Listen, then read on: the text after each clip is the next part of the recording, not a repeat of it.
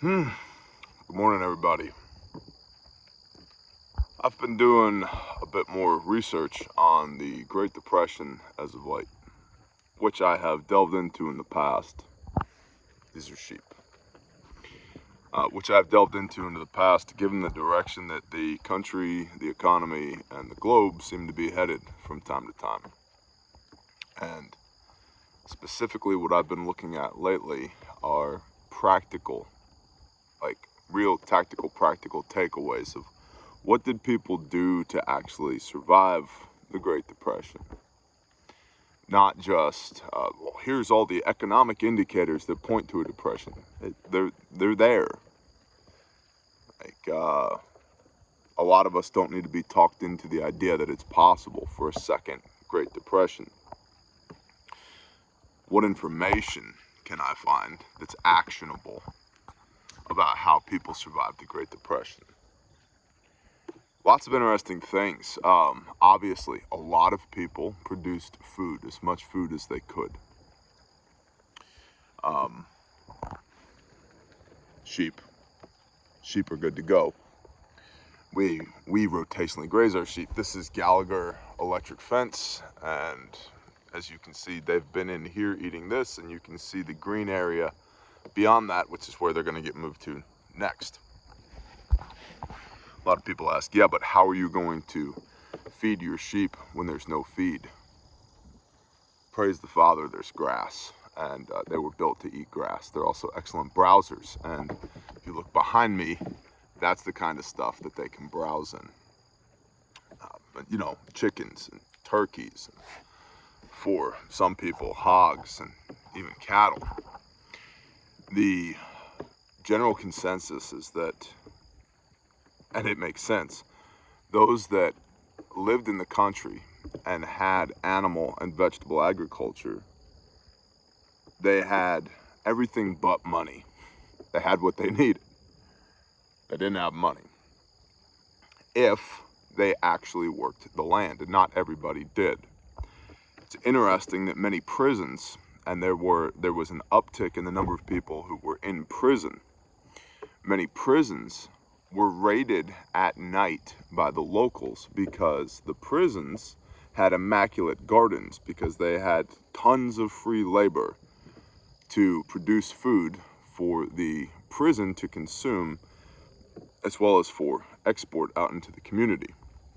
I heard one anecdote where children, this is another thing, there was a return to, or an upswing in child labor.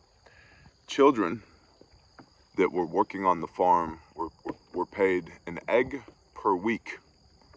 That was their pay. That's what they got in this one instance. But that egg could be traded for a piece of candy. And so they were eating off of the farm, but they were able to trade their egg for a piece of candy. One piece of candy per week.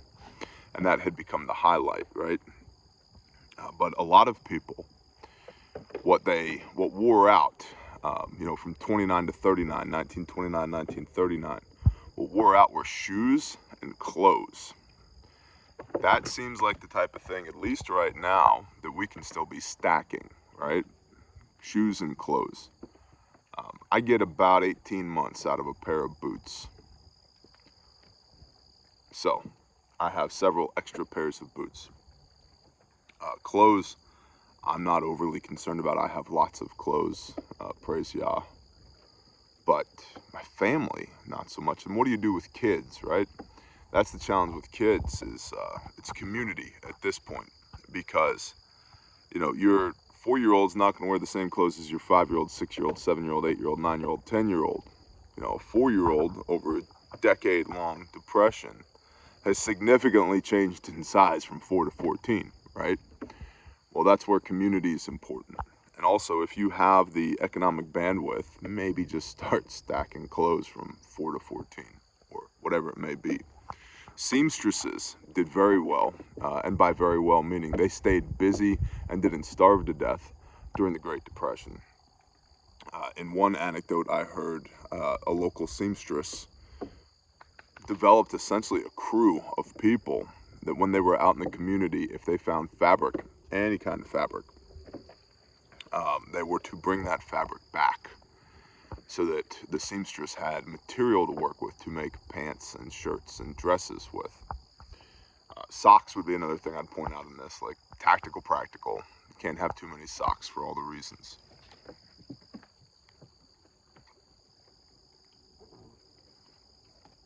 There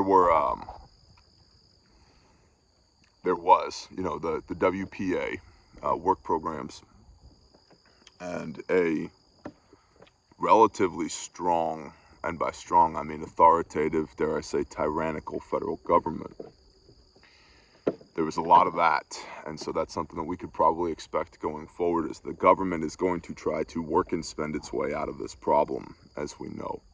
Money in banks, major issue. Many banks shut down permanently. All the banks at one point shut down. You couldn't go in to get your money out, and so there's something to be said about having some cash on hand, or gold and silver on hand. You know, a pair of shoes was a nickel. A hamburger was a nickel. A Coca-Cola was a nickel. But what a lot of people don't remember, don't realize, is a nickel might have been all you earned in a day, right? So one guy was talking about how as a young boy he was working in the mines, and he got 10 cents per shot to run into the mine and light the dynamite, the fuse on the dynamite, and then run back out again. And he was the man for the job, because all the grown men, they weren't fast enough to get back out before the dynamite blew. So again, getting back to child labor, that's something we'll probably see more of, whether it's you know, official on the books child labor, or it's simply, it's going to take all hands in order to make stuff happen so that you stay provided for. It's also interesting to point out that there was a significant development in technology during this time, specifically radio and television, and that radio and television was used not only to keep people informed of what was going on, you know, speeches from the president and updates economically, but that it was also used for escapism. There was a lot of people, when they could scrape up the money, would go to the cinema and watch a movie, hear a show. Hey, I'm talking over here, okay? You just got fed. Drink water, eat grass, do sheep stuff. So there was escapism to the extent that there could be. It's also important to point out, oh, got an offense. Don't like that, do you? 8,000 volts. Not so good for your status quo. A lot of these are juvenile males that are going to need to get processed, which is fine by me because I enjoy eating them. That's why we have them. They're not for looking at, they're for eating. But this decade of global depression created damn near another decade of global war. The Great Depression led into World War II, and that's something that for us to be aware of as well. Tactical, practical, on a strategic level, of being aware that the competition for resources is not going to be just a micro local issue, but a macro global issue as well. But, you know, things that stood out to me here is the ability to produce your own food, super important. The ability to provide your own security was super important, because there were, you know, a lot of people think about SHTF today in the facet of roving hordes. That did happen. There was a lot of homelessness, there was a lot of joblessness, and there were bad people. But there were also good people who coalesced into groups and provided their own security. And that's something that we should all be thinking about. I mean, I do this out of habit, but I'm out here feeding the sheep. You know, there's, I think it was it Epictetus who said, stay strapped or get clapped? Yeah. So, security is the thing, right? So, having groups of people working together in an organized manner, that's good to go. The ability to produce your own food, good to go. The ability to provide your own security, good to go. Tangibles, consumables like socks and clothes and shoes and boots, important. Another thing that stood out to me was the ability to have the tools that you need to do the job. whatever that might look like. You know, one guy was talking about how he got $1 per cord to cut wood during the day as a logger, and on a good day he could get 6 cord in, and that was with a buck saw and an axe. So I love the Steel 661 32-inch bar, but chainsaw and bar oil and air filters and spark plugs and all that stuff, all consumables, right? So either stack that deep or have a plan for when there's no more fuel for the chainsaw. Axes, right? You know, hand tools. Now, a lot of people will debate in today's day and age, will technology go away? It's possible. You look at something like a Carrington event or an EMP, it's possible that it goes away, but more than that, you might just get priced out of it. I might just get priced out of it.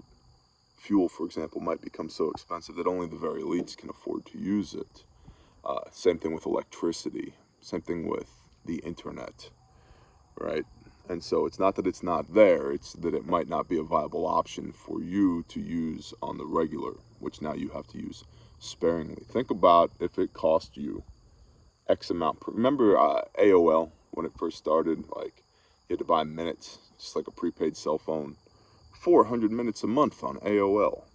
Now, what happens if that comes back? Right. Or social credit scores, right? Like, you only get 100 minutes this month because you've been talking crap about the presidency on the internet. Getting back to that strong centralized authority in the federal government. So things to just be aware of. But the people who did stuff are the people who endured.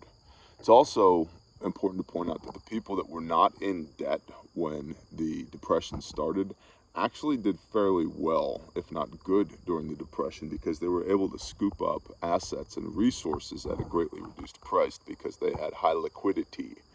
They had cash or land or silver or food that they could use to leverage against these opportunities. They could buy stuff with it. And that's always an interesting takeaway to me from a capitalist standpoint, as an entrepreneur, to see, you know, who were the winners and losers here. There's also a lot of mass migration. People moved, for example, from Oklahoma to California because of the Dust Bowl. It's a big deal, right? A lot of hobos riding trains, a lot of vagabonds, people living out of their vehicles and walking about on foot. So transients as well, and that's something to be aware of.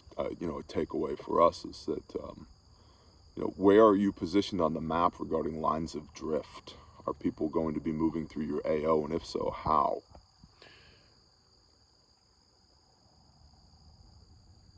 There's a lot to be said for self-sufficiency for all the reasons. And I just loved that one comment. We had everything we needed, but we had no money.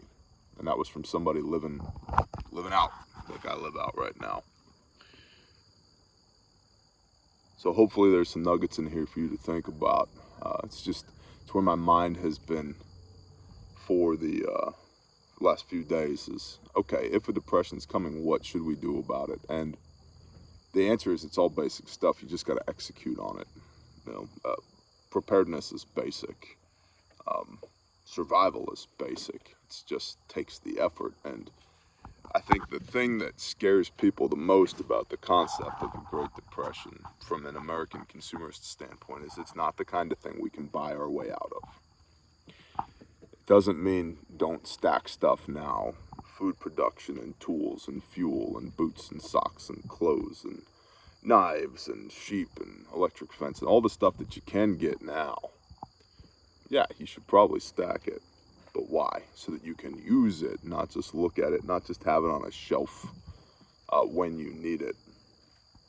So, I'm interested in your comments down below. If you have any resources that you've been researching, that you've been using to gather information and intelligence regarding what's going on out there economically in the world, what is that looking like for you?